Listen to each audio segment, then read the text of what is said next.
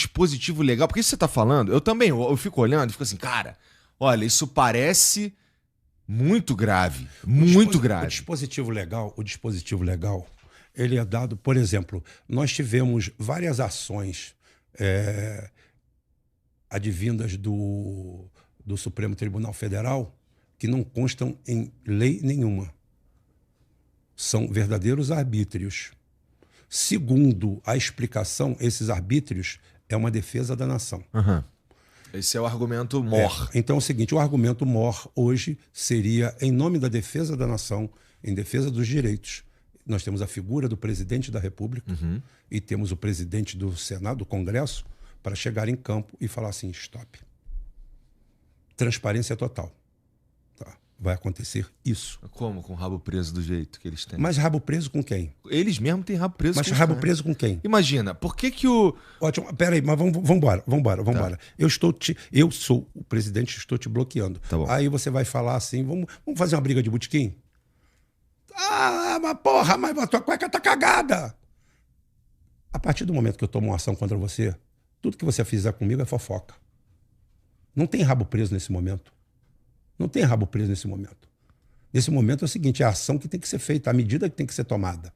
Mas isso você não está levando em consideração, por exemplo, você está falando, você é o Rubão. Eu estou levando em consideração o que seria justo. Não vai acontecer nada, porque, como eu te falei, ali não tem. O pessoal está falando, nós não estamos na ditadura da toga, nós não estamos na ditadura de... Não estamos na ditadura de nenhuma. Todo mundo ali está cumprindo ordens. Cada um está fazendo o que tem que ser feito. Todo o poder hoje emana da Farinha Lima.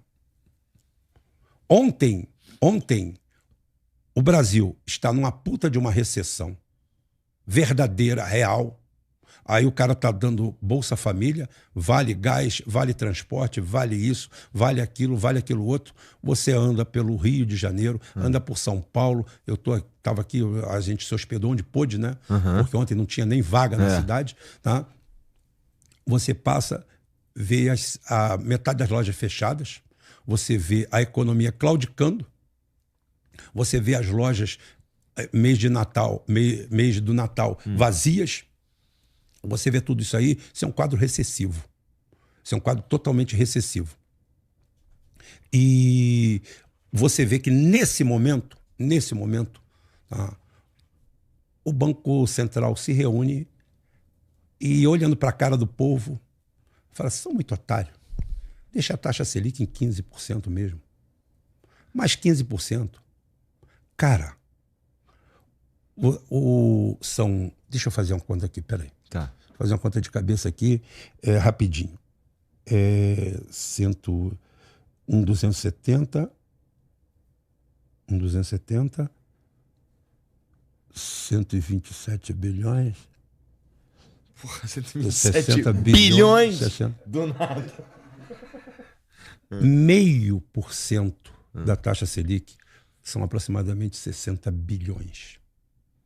O fato de não cortar 0,5% da taxa Selic quer dizer que nos próximos 45 dias nós vamos tomar na tarraqueta em mais 90 bilhões. Esse dinheiro tem que sair de algum lugar. Sim. E como é que ele está saindo? Reimpressão de dívida. A dívida só aumenta. Ao ponto que nós vamos chegar ao nível dos Estados Unidos, que está devendo 150% do PIB. Só que nós não somos os Estados Unidos.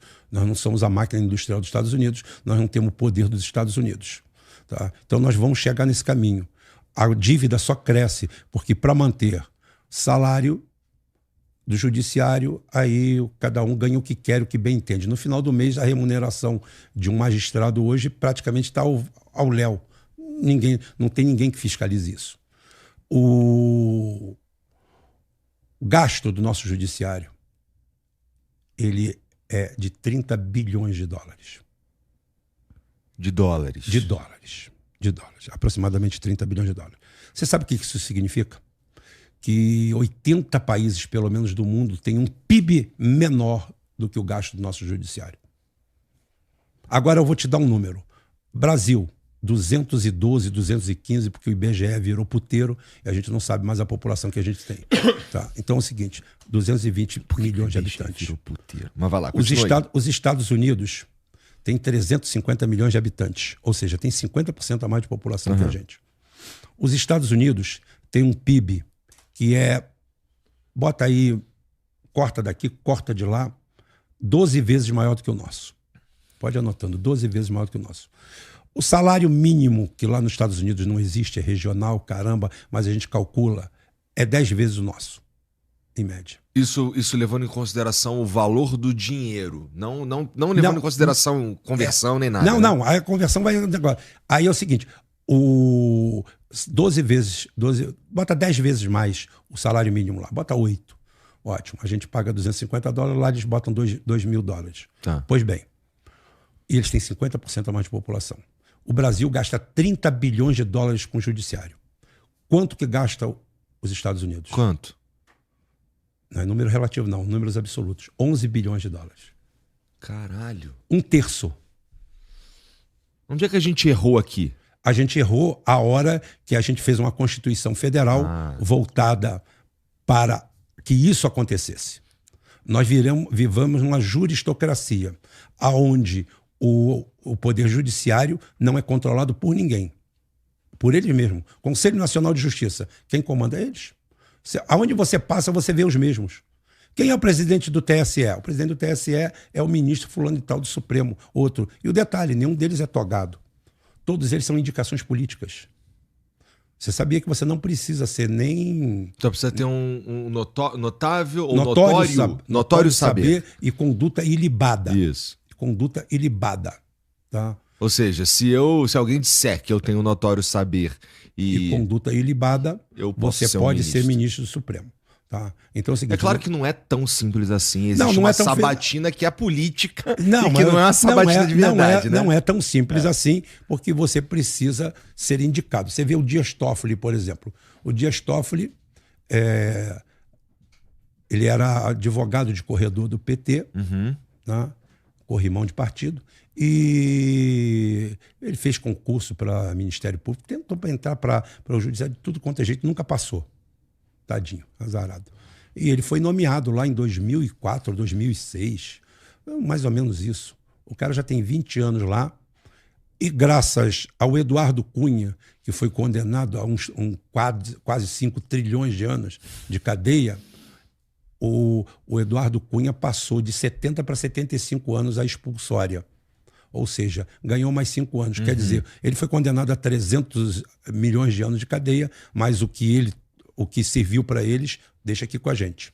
Tá? E hoje a expulsória é 75 anos de idade para qualquer magistrado, inclusive para eles. Agora, o pior de tudo é que eles são considerados, a gente usa esses 3 poderes, que é uma das maiores cagadas que alguém já pode ter feito no planeta. Tá? 3 poderes. Não, 3 poderes, é de Montesquieu. Inclusive, Montesquieu não tem nada a ver com a Revolução Francesa, não, tá, gente? Quando a Revolução Francesa aconteceu, Montesquieu já estava morto. Tá? Então, o pessoal acha que tudo emana da Revolução Francesa. É o seguinte, os 3 poderes aí, eles são um poder que eles não são eleitos, todos os outros são eleitos. O deputado, por mais vagabundo que seja, de 4 em 4 anos ele precisa se reeleger. O governador, a mesma coisa. O cara do STF, não? Não, ele chega lá com, sei lá qual é a idade mínima para ele, 30 anos, ele pode ficar 45 anos ali, exercendo o poder pleno. Mas você acha que se fosse voto popular para colocar o cara lá... Não precisa ser voto popular. Eu acho que não seria voto popular o certo. Tá. Eu acho que seria o notório o saber, tudo isso aí, e um mandato de 8 anos. Tá. Igual senador. 8 anos, acabou. Daqui a 8 anos você vai embora, tchau. Dá vaga para outro. Sem possibilidade de recondução. Isso. E ainda com pelo menos 4 anos de quarentena. Esse modelo existe pelo mundo? Cara, eu não sei, não me aprofundo. Mas esse é um modelo que faria algum sentido pra gente, porque realmente o cara poder ficar lá 20 anos... 30 anos. Aí o cara chega e fala assim, eu sou contra a reeleição de presidente da 3ª reeleição, que daria 12 anos, e, no entanto, eu deixo um cara lá que pode ficar 40 anos lá. Tá aí o Gilmar Mendes, desde a Idade da Pedra, lá, como comandante, mandão, que é o que mais manda ali. E esses. Então você está dizendo que a gente errou em alguns momentos aí, e um deles foi na Constituição, a forma como a gente. A Constituição Federal nasceu de uma fraude. A fraude do Plano Cruzado. Em 1986, o José Sarney, que não podia ser presidente da República, ele foi presidente da República de forma ilegal. Por que ele não podia ser presidente? Porque o presidente não assumiu. Ah, tá. Tancredo Neves não assumiu. Tancredo morreu, né? Hein? Tancredo morreu. Morreram ele, morreu. Uhum. Morreu, não importa. É igual faltou luz aqui, não faltou, então faltou, acabou. Tá bom. É o seguinte, morreu Tancredo no dia da posse, ele não foi na posse. Aí foi lá o cara... Só que eu falo assim, não existe posse de vice se o titular não assume. Então teria que ter novas eleições. Mas o Brasil é o país do jeitinho, a gente dá um jeitinho nisso. Já está tão bom, deixa ele aqui mesmo. Ele é uma renovação muito grande. Ele tinha trabalhado os últimos 20 anos com os militares, o Sarney. Ou seja, uma farsa, mudou nada para coisa nenhuma. Ainda era da banda podre dos militares. Aí o Sarney assume. Aí em 86, a inflação nossa, criada pelo Departamento de Estado americano, pelo Paul Volcker no Banco Central, em 1980, quando ele assume o Banco Central, ele triplica as taxas de juros. Como é o nome do cara? Paul Volcker. Volcker. Depois eu estudo tudo isso, cara. Porque eu tenho que melhorar, né? De um programa pro outro, eu tenho que saber mais, né? O Paul Volcker, ele vem na mesma esteira do Ronald Reagan, que assume em 81, e ele assume antes, eu acho. E é a nova pegada neoliberal americana de exportação. O que aconteceu? Eles começaram a pisar no pescoço de todo mundo que eles emprestaram dinheiro. Tá. Aí depois me vem o Consenso de Washington, em 89. O Consenso de Washington faz com que o Banco Mundial e o Banco Interamericano e o FMI, todos eles praticamente passaram a ser subordinados ao Fed, tá. Federal Reserve americano. Então é o seguinte, todo mundo faz o jogo do Titio Sam. Isso daí já foi o Consenso de Washington, que todo mundo assumiu aqui no Brasil. O Consenso de Washington significava, sabe o quê? Vocês vão controlar suas economias, vocês vão pegar todas as suas estatais e vão vender aquela. Você tem aquelas estatais que eu te emprestei o dinheiro com juro alto, você fez ela, você pagou o juro alto, agora eu quero aquela estatal, porque aí eu fico com o dinheiro que você me devolveu, com a estatal, e você fica... Fudido. Foi isso que aconteceu. Anos 80, final dos anos 80. 80, 90. Tá bom. Tá? Fernando Henrique Cardoso. Tá bom. Fernando Henrique Cardoso. O que o brasileiro lembra em geral de Fernando Henrique Cardoso, ele vai lembrar ali do Fernando e do Itamar e do Plano Real. Isso, em geral, isso. E de uma privatização. É isso que o brasileiro vai lembrar do Fernando Henrique Cardoso. Isso. É que a realidade, o controle da inflação, mas só para não esquecer, 86 foi uma fraude. 86 eles lançaram o Plano Cruzado. O Plano Cruzado... Por quê? Porque tava foda, tava impossível. A inflação estava alta e você não combate o que tem que combater. Você não toma uma postura porque a gente tem um alinhamento econômico com Wall Street, com o mercado americano, com tudo isso aí. A eles interessava a gente estar todo fudido aqui? Sim, quanto mais fudido, melhor. O aviltamento. Porque o que acontece? Eles, na década de 70, eles emprestaram dinheiro pra gente e nós aplicamos esse dinheiro. E construímos colossos. Nós construímos a Embratel, a Embraer, uma série Eletrobras, Embrapa, porra toda. Quando? Década de 70. Tá, final no final de 60, Final de 60 e década de 70. Na época da ditadura. Da ditadura. Da segunda ditadura brasileira. Porque a ditadura brasileira acontece... porque acontece o golpe em 64 e em 68 há um golpe dentro do golpe. Disso tá falando. Você está falando do Getúlio. Não. Golpe dentro do golpe. Tá. Dentro do golpe. Ela tem uma separação certinha. Caralho, Bom, tu vai lembrar de voltar depois, né, porra? Peraí, que porra de golpe é esse aí, cara? Um golpe... Esse eu nunca ouvi falar, não me ensinaram na escola. Não vão te ensinar na escola. É por isso que tem que ter analista geopolítico, profundidade, para te passar isso aqui. E onde é que você encontra isso? No canal Geoforça? No canal Geoforça. No canal Geoforça. Não. O Wellington Calazans, meu amigo, meu irmão, que está convalescente, o comandante Robson é outro, tá? Do canal Arte da Guerra. Nós temos um grupo, tá? Nós temos um grupo de nacionalistas que tem isso aí claramente, que em 68, três generais deram um golpe dentro do golpe. O golpe de 60... Eles estavam putos com o quê? Eles estavam putos com o destino de entreguismo que estava havendo no golpe de 64. O golpe de 64 abre as pernas do Brasil. Tá. Abre as pernas. Começa a entregar tudo. Tudo. Pros americanos. Pros americanos. Viramos vieram para puta dos americanos. Putinha dos americanos. De tudo. Em 68, acontece o AI-5, tá? E sobe ao poder Arthur da Costa e Silva. Depois sucedido, ele morreu, né? Ele ficou doente, o caramba, estava com câncer, eu acho. Ele veio a falecer e assumiu Emílio Garrastazu Médici e Geisel. É o período do milagre econômico brasileiro. É o período onde o Brasil pegou empréstimos e fez rodovias, ferrovias, Ponte Rio-Niterói, criou a Petrobras Distribuidora, descobriu o petróleo em campo. Olha o que o Geisel fez em 5 anos para o Lula, que está indo para o 12º ano. Olha só, em 5 anos, o Geisel descobriu a Bacia de Campos. Petróleo no mar, a nova fronteira que está aí até hoje. Tá? A fronteira marítima. Inclusive, até os estudos iniciais do pré-sal são dessa época.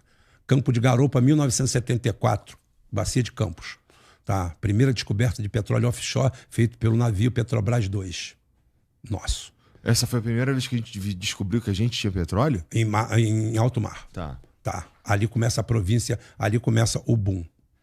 Em 1977 começa a operar o primeiro sistema SPA, Sistema de Produção Antecipada de Garopa. Tá? Já com Petrobras 2. Garopa era o nome da região. É o campo. Tá campo bom. de Garopa. Tá bom. Tá. 5 anos. Ele fez isso. Ele fez o Angra 1 e Angra 2. As únicas usinas nucleares que estão lá, e a terceira está lá empacotada para ser feita. Até esses irmãos quadrilheiros, essas JBS, esses bandidos aí, o Joesley e o outro, tudo bandido. Eles estavam querendo pegar a usina de Angra. Quem são os maiores bandidos do Brasil, na tua opinião? E a gente já volta para essa daí, só para eu anotar. Fica difícil, hein? Quando você... Então tá. Então é o seguinte, vambora. Ele fez... Porque antes disso, o Geisel tinha sido presidente da Petrobras. Tá? Ele tinha criado a Petrobras Distribuidora porque no Brasil ninguém queria distribuir petróleo fora das grandes capitais. Tu é fã do Geisel? De carteirinha. É mesmo? De carteirinha. Mas uma coisa tu me falou hoje aqui. Foi tu que falou. Falou assim, cara, se tu coloca brasileiro e Estado, corrupção. Não tem jeito. O brasileiro atual. O brasileiro que foi criado. O brasileiro que perdeu toda a decência e moral. O brasileiro que não tem mais horizonte, não tem mais norte, não tem mais orientação. Ele só pensa nele, na situação dele e foda-se reclamar do resto. Ou seja, nós temos uma degradação ético e moral da nossa sociedade em um nível jamais visto. 90% das pessoas que você vê reclamando, ele está reclamando porque está fora do esquema. Ele não está reclamando por moralidade ou por decência. Ele está reclamando... O que é decência? Decência é o bom senso. O que é o bom senso? O bom senso é uma ferramenta que teu pai e tua mãe te ensinaram, que você carrega dentro de si e fala assim, isso aqui não. Tá. Tipo, roubar, matar os outros. Roubar. E, inclusive, o bom senso te leva muitas vezes a perdoar alguém que fez alguma coisa errada. Porque o bom senso te diz, naquele momento de julgamento, que aquilo ali está errado. Tu não roubar é uma atitude ética ou uma atitude moral? Olha só, ela é uma atitude, antes de tudo, ética. Tá. Mas ela é calcada pela moral. Porque acontece? A ética está dentro de você. É intrínseca ao ser humano. Tá? A moral, ela é móvel. Tá. Porque a moral que eu tenho não é a mesma moral que o islâmico tem, por exemplo. É verdade. Eu vou na praia, a minha namorada bota um biquíni, tranquila, e moralmente, para o cara lá, aquilo ali é um absurdo. Exato. Tá? Apesar dele estar certo, Deus está certo. E não há nenhum problema ético nisso daí. Você não está incomodando ninguém. Ninguém, exatamente. Então a ética é muito intrínseca. Essa é uma visão holística minha, tá? Isso é uma visão holística minha. Eu não aprendi manual, porque eu faço questão de não aprender nada em lugar nenhum. Sim. Por que eu tô te perguntando isso? Porque a gente precisa. Eu acho que quando a gente pega e usa o que a gente considera a melhor moral dentro do que a gente tá enxergando, tipo, eu usei a minha lente, a minha vida, a minha história pra dizer pra você o que é moral, o que não é. Ou seja, aquela ali é a minha parte, a minha visão. Eu pegar isso e colocar isso como, por exemplo, um norte pro meu plano de governo, me parece um puta problema, porque eu tô ignorando todas as opiniões de todo mundo, que é um tanto diferente do que é ética, pelo menos do ponto do jeito que eu entendo. Que a ética, ela é meio, porra, eu não vou te matar. Isso. Né? Isso. Agora é o seguinte, além existe um desvio aí que eu não vejo tratado por ninguém. Então vamos. Por ninguém, pelos especialistas, né? Porque o grande problema dos especialistas, eles se tornaram também muito midiáticos. Os caras em filosofia, em tudo, eles se tornam muito midiáticos, porque eles são obrigados a vender também e a comprar, começa a virar comércio. Tá. Então é o seguinte, às vezes, é o que eu falo, é o bom senso. É o bom senso. Eu vou contar aqui um caso aqui. Vai. De um amigo nosso, do Roberto, que está ali, tá? Filho, é um médico, amigo nosso. Ele, há uns anos atrás, ele foi assaltado, ele estava com um Santana novo, 0, e manietaram ele, levaram ele para um terreno baldio, 3 caras. E chegaram ali, rapidinho, mata o cara. Vão matar o cara. Mata o cara, os 3. Do nada, um deles, que eu não sei se ele era bonzinho, ruinzinho, caramba, virou, não vai fazer nada com o cara, não. Não. Você não vai fazer nada com o cara, não. Brigou com os outros 2, o caramba, e moral da história. Ele perdeu o carro, perdeu tudo, mas salvou a vida. Porque aquele cara, do nada, saiu em defesa dele. Sem motivo nenhum, ele era um bandido. Para ele estava perdido tudo. Tá? Aí é o seguinte, você quando julga isso aí, moralmente, todos são bandidos. Todos merecem a mesma punição. Mas quando você usa o bom senso, você fala assim, porra, cara, eu não posso, por uma questão, tá, de bom senso, de humanidade, tratar esse cara do mesmo jeito que eu vou tratar aqueles 2. Que queriam matá-lo. E o isso cara... é foda disso daí, que isso daí é tudo muito... E eu concordo contigo, total. Subjetivo. O foda é que é subjetivo. Mas não é subjetivo a partir do momento que o cara tenha um controle ético daquilo ali. Porque o que acontece? Quando você explica o bom senso vale. Eu consigo explicar o bom senso. Eu consigo arrazoar o bom senso. Quando muitas vezes você faz uma covardia, você faz uma explicação técnica, e você fala assim, tudo bem, você puniu o cara, mas você fica engasgado. Você vê o final daquele filme Um Dia de Fúria, sim, que no final o policial fica engasgado por ter matado o cara. Tá?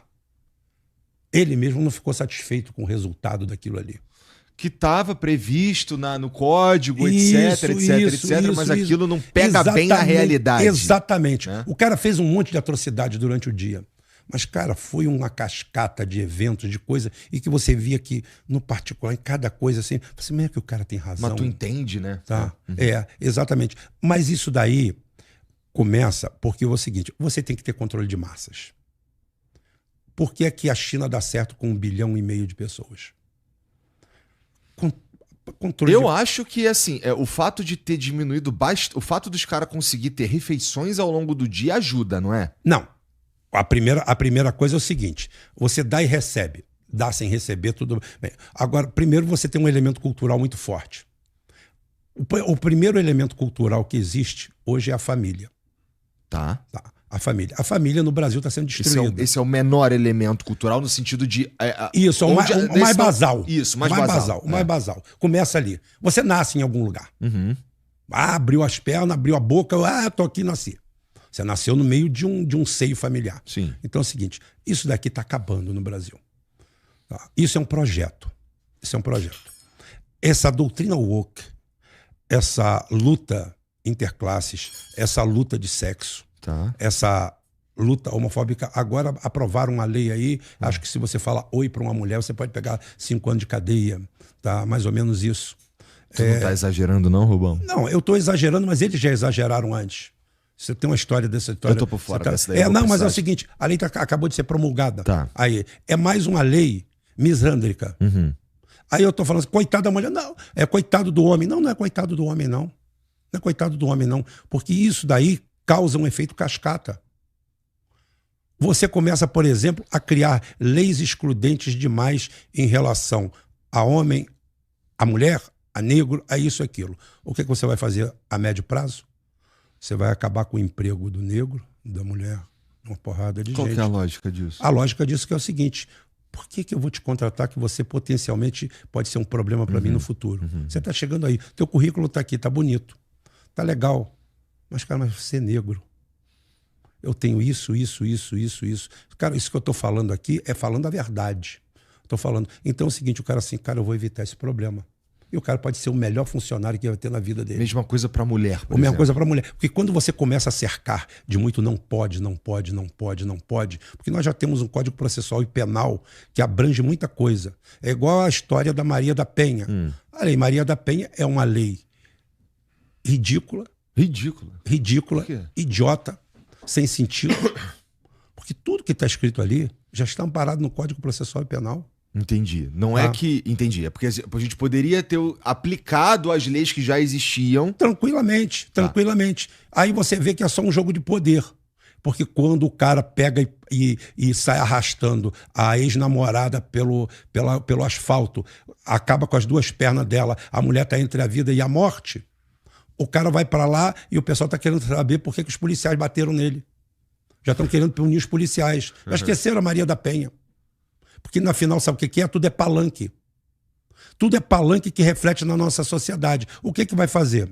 A mulher está desconfiando do homem, o homem está desconfiando da mulher, o branco está desconfiando do negro, o negro está desconfiando do branco. Você cria uma instabilidade na sociedade e você fragmenta a sociedade de tal maneira que ela não prospera, ela não se une, ela não tem ponto comum.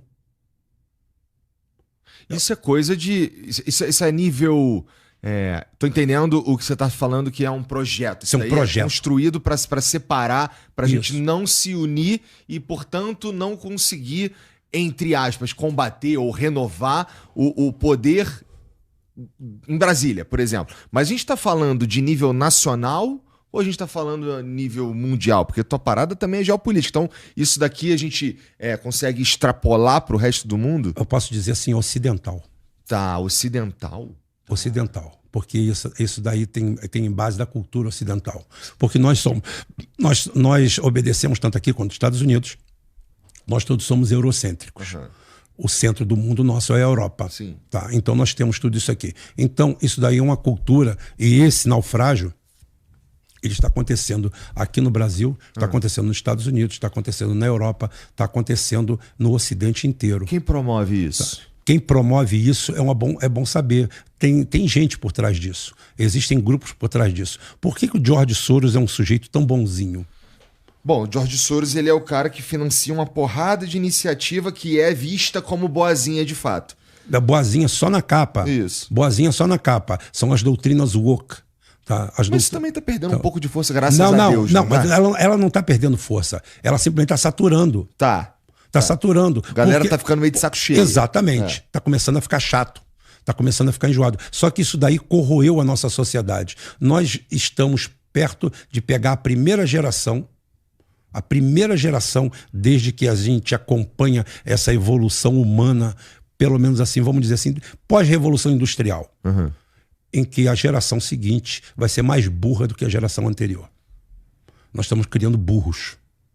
Gente que é incapaz de raciocinar, de deter o raciocínio e de questionar as coisas. Caralho, isso aí é verdade pra caralho. Acho que o principal problema que a gente tem hoje é é que a gente não tá tendo, como sociedade, a capacidade do pensamento crítico. Qual que é o principal? Qual que é o efeito disso? O efeito disso é o meu caprichoso escolhido, ou o meu garantido, ele pode fazer o que ele quiser, porque eu sou o gado do garantido. Então, eu não penso no que tem em volta daquela decisão ou daquela atitude. Eu não penso, eu só apenas não há aceito criticidade, como certo. não há criticidade. Não, nenhuma. Tá? Você não tem...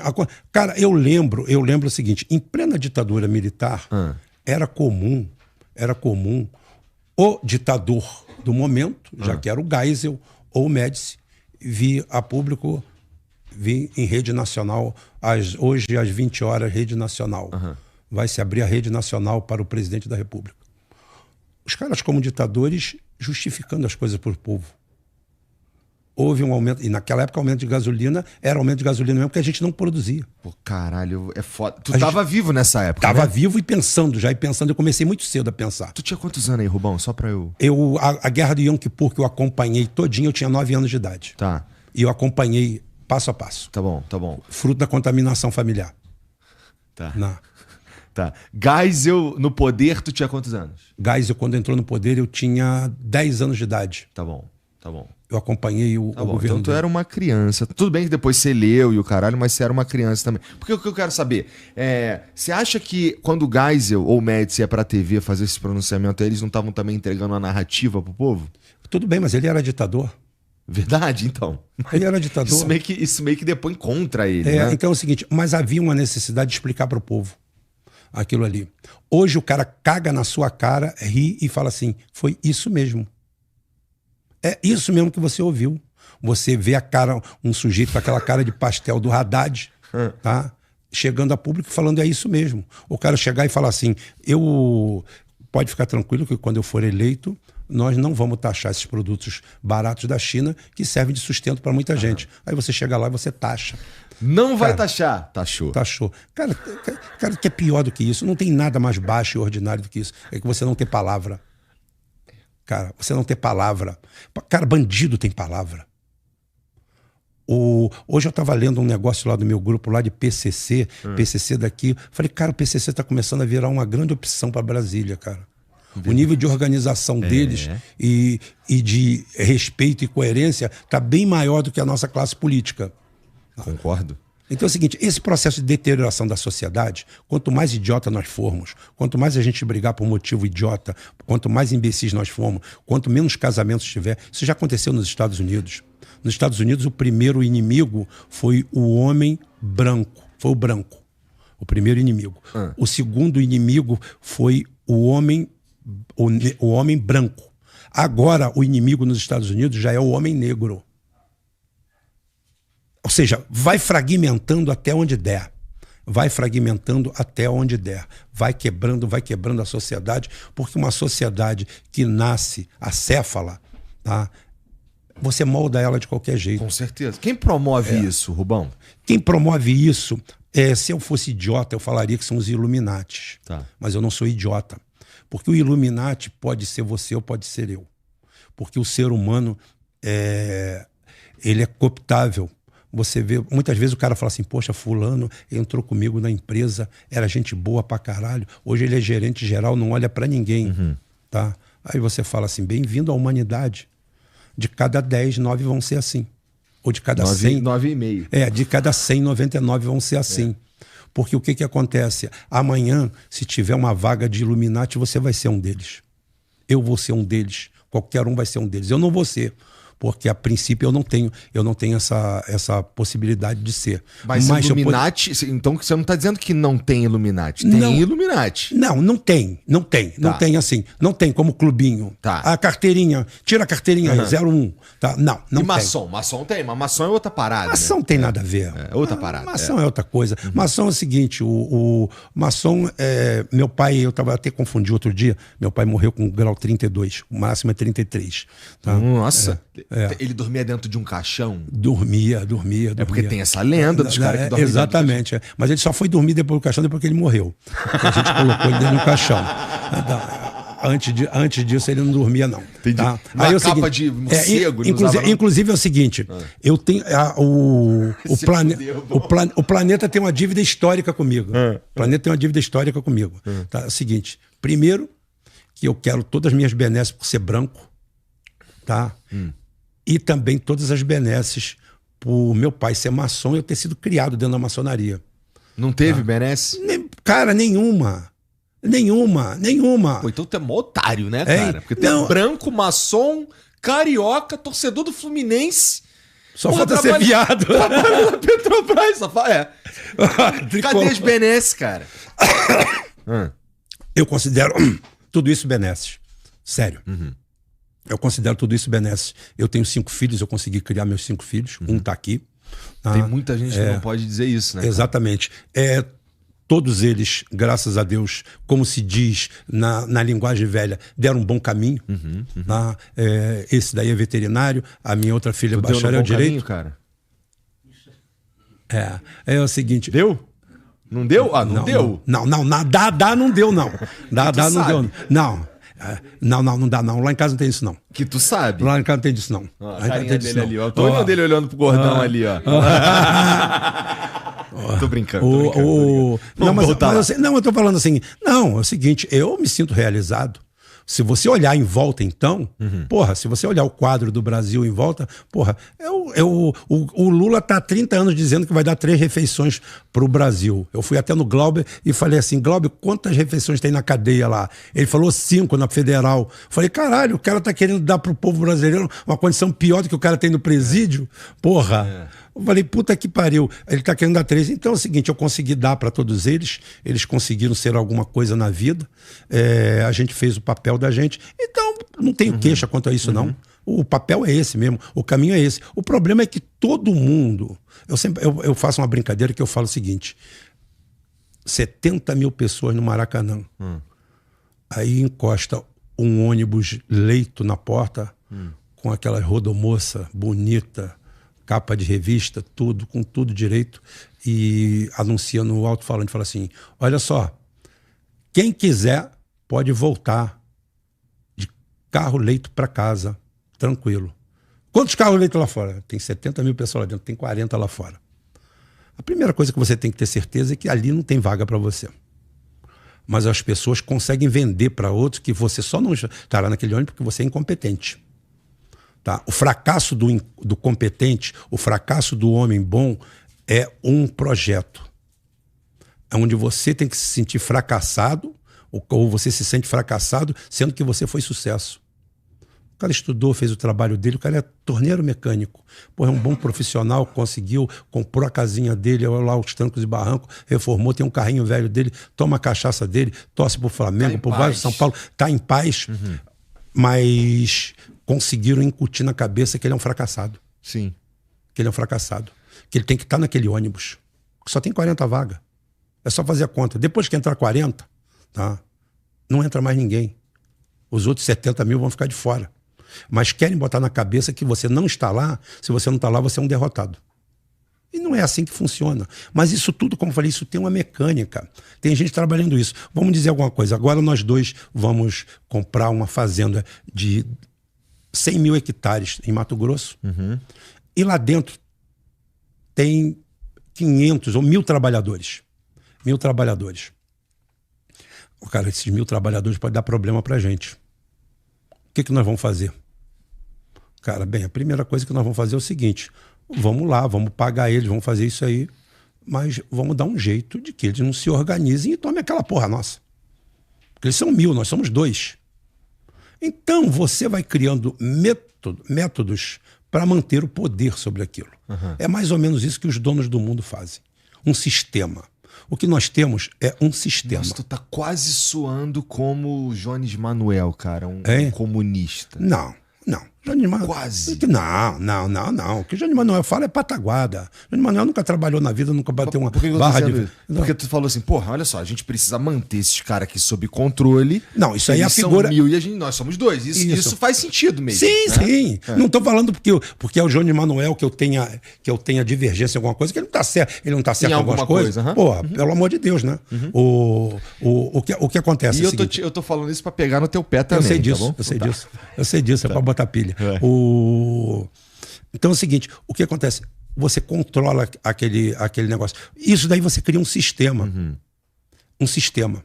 Um sistema onde você entra sem querer. Daqui a pouquinho você, se estratificar, você é um Illuminati. E você não sabe. Entendi. E você não sabe. Você conhece o experimento dos macacos e do banho de água gelada? Cara, eu acho que não. Então você vai saber agora e você vai saber como é que você vira Illuminati. Tá, quero ser um Illuminati. Então tá bom. Aleatoriamente não vou saber comparar o negócio. Como foi? Tá. Você pega uma jaula, bota 10 macacos ou 20 macacos, escolhe quantos macacos você quer botar lá. Tá bom. Aí você pega a jaula, chega no alto da jaula, pendura um cacho de banana daquele que... Entendi. Aquele. Banana da pura. Tá. Então é o seguinte... Aí o que acontece? Se tu mandar esses macacos por uns outros macacos e essa banana por uma outra planta, funciona também. Funciona também. Funciona também. Só que tem uma coisa, aí eles iam resistir.